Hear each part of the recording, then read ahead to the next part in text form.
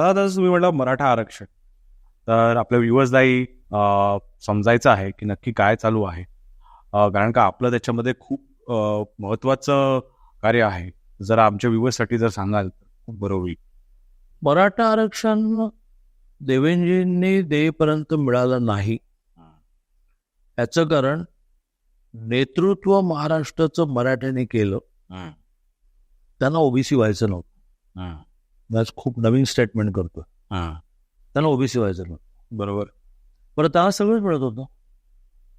त्यांच्या साखर कारखाने, सूतगिरण्या, बँका, पतसंस्था, शिक्षण संस्था, 50 एकर जमीन. सामान्य मराठा त्याच्या जमिनीचे तुकडे तुकडे तुकडे तुकडे 5 गुंठेवाला मालक झाला, जगता येत नाही म्हणून डबेवाला झाला, हमाल झाला, माथाडी झाला, गिरणी कामगार झाला. त्याला आरक्षण पाहिजे त्यांच्या लक्षात नाही. त्याला असं नाही लक्षात आलं. बघा, मराठा ज्याला ओबीसी होईल तर ते जे श्रीमंत मराठा आहे त्यांना म्हणतात की आम्ही नाही ओबीसी. हो बरोबर, सगळेच झाले ओबीसी. म्हणजे मग चंद्रकांत पाटील कोण? आता मी काय म्हणतो, मराठा छत्रपती शिवाजी महाराजांनी लीड केलेली माझी कौम आहे. आता मग काय म्हणा मी, जे तुम्ही मागासवर्गीय ओबीसी म्हणजे अदर बॅकवर्ड वर्डच आहे ना, इतर मागासवर्गीय. माझी इच्छा असो नसो, ज्या वेळेला मराठा ओबीसी होईल त्याला मी पण ओबीसी होला. माझं स्पष्ट मत असं आहे. अदरवाईज त्यांना गरिबी कशी नाही कळली ना मराठा. स्पष्ट मत असं आहे की या सुपेरिटी कॉम्प्लेक्सने देवेंद्रच्या आधीच्या सगळ्या नेत्यांनी मराठा समाजाला आरक्षण दिलं नाही. अदरवाईज ते 92ला देत आलं. 92ला 50% क्रॉस करता येत नाही असं स्टेजला 16% शिल्लक होत. म्हणजे ग्रामीण भाषा की गाळा 16%चा गाळा शिल्लक होत. मग तो तुम्ही काय केला, तोही तुम्ही ओबीसीला देऊन टाकला ना. मग 92ला सुद्धा मराठा इतकाच आर्थिक मागास होता. आणि 92ला जी आरक्षण तुम्ही दिली त्यात ना मागास आयोग अपॉइंट केला, ना सर्वेक्षण केलं, काहीच केलं नाही. असं मराठ्याला मग करता आलं असतं. पण तुम्ही मराठा मुख्यमंत्री होतात ना, 92 लोक बरोबर सांगायला नको मराठा मुख्यमंत्री. पण आमची मानसिकताच नव्हती, कारण यांचा एक नेता असा मांडवत होता त्यावेळेला, त्याच्या क्लिप्स आहेत माझ्याकडे, मांडवत होता असं की आम्ही गावात देणारे आहोत, ओबीसी झालो तर आम्ही घेणारे होणार, आम्ही लीड करतो गाव. त्या मानसिकता दिलेलं आहे. देवेंद्रची मानसिकता नव्हती, त्यांना मराठा समाजाची गरिबी दिसत होती, त्यांनी दिलं आरक्षण. बरोबर. आणि त्यामुळे मुळात मनोज दादा जरांगे पाटलांना आज सकाळी मी इतके प्रश्न विचारले, ते बाकी मिरवणूक सुरुवात इतके कॅरी झाले आहेत. आम्ही तर त्यांना वारंवारच म्हणतोय, कारण ज्या वेळेला 14 ते 19 मी मराठा आरक्षणाच्या समितीचा अध्यक्ष होतो, दर मंगळवारी बैठक करायचो. बरोबर. माझ्या कॅबिनेट सब कमिटीची करायचो, मग मराठा नेत्यांची करायचो. त्याला अनेक वेळेला हे बाहेर गेटवर अडकलेले असायचे. मग फोन करायचे माझ्या दिलीप पाटीलला, माझ्या नेत्याला, दिलीप पाटील मनोज बाहेर अडकलाय, तुम्ही माणूस बाहेर गेला पाठवा. इथून करता करता ते अशा स्टेजला आले. मला त्याचा आनंद आहे की अशा स्टेजला ते गेले की आज मराठा समाजातले सगळ्या पक्षाचे लोक त्यांच्या बरोबर आहेत. तीच यशाची स्टेज ही फार भयंकर असते. तिथे तुम्ही शांतपणे नाही विचार केला तर मग तुमचा एक एक सुभेदार जो असतो तो इलॉजिकल मागण्यांमुळे, इलॉजिकल मांडणीमुळे हळूहळू यांचं काही खरं नाही बाबा.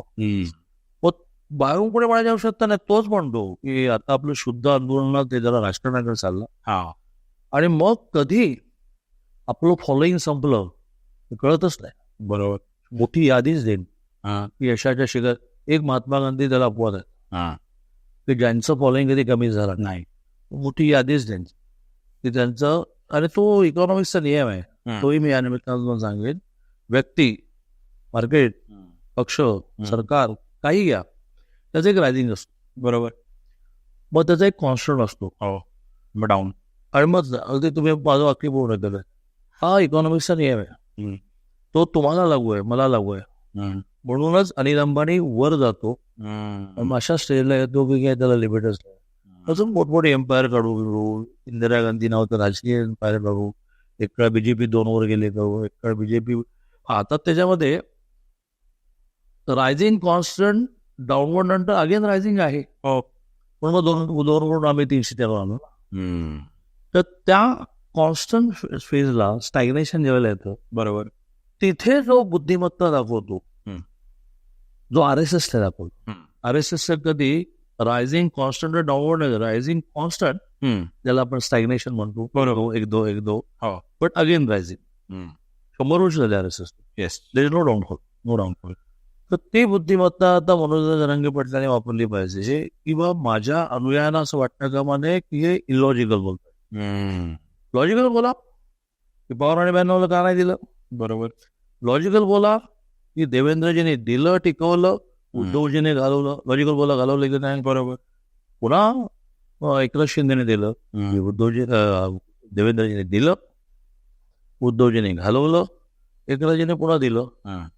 तरी महायुती विलन कशी काय होऊ शकते, हा प्रश्न आता मनोज दादा जरांगे पाटलांना सर्वसामान्य मराठा विचारणार आहे.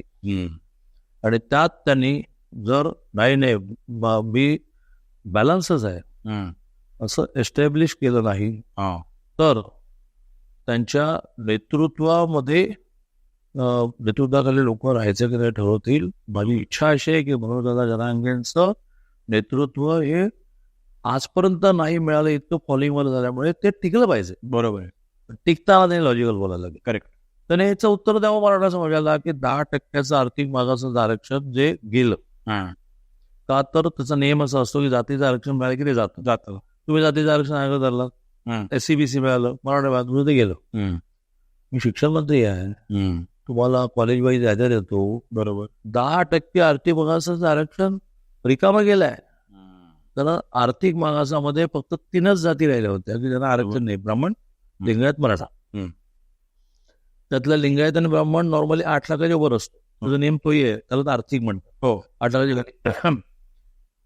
अनेक ठिकाणी नोकऱ्यांमध्ये, शिक्षणामध्ये आर्थिक मागाचा कोटा रिकामा चालला आहे, कारण 8 लाखाच्या खालचे शिल्लक नाही उरले. शिल्लक मराठ्यांमध्ये आहेत, तर काम करणारे ताया, डबेवाले, आणि त्यांनी सोडून दिलं आर्थिक मागास. जे 3 वर्ष 8.5% मिळत होतं. प्रश्न विचारणार ना मनोज जरांगे पाटलांना लोक, बरोबर, की आपण काय केलं, आपलं हातचं आपण सोडून टाकलं. प्रश्न विचारणार मनोज जरांगे पाटलांना लोक की जरी आपल्याला सगळ्यांना कुणबी केलं आणि आपण 19% गेलो, तर आता नवीन नियमाप्रमाणे एक रोहिणी कमिशन अपॉइंट झालं, त्याचाही रिपोर्ट आला, सुप्रीम कोर्ट झाला की ओबीसीचं, SCचं, STचं सगळ्याचं अवघड करायचं. अवघडचा अर्थ काय असतो की ज्या जाती अजून मागास राहिल्या तर मध्ये घ्यायच्या, बरोबर.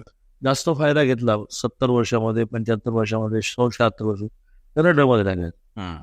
आणि त्याप्रमाणे पर्सेंटेज तेच जे आहे ते डिस्ट्रीब्युट करेल, बरोबर. आता OBC मध्ये ऑलरेडी 382 जाती आहेत, मराठा 380 गेली, अबगडमध्ये कुठल्या तरी गटात गेली, 1904% झाले, बरोबर, 5% झाले.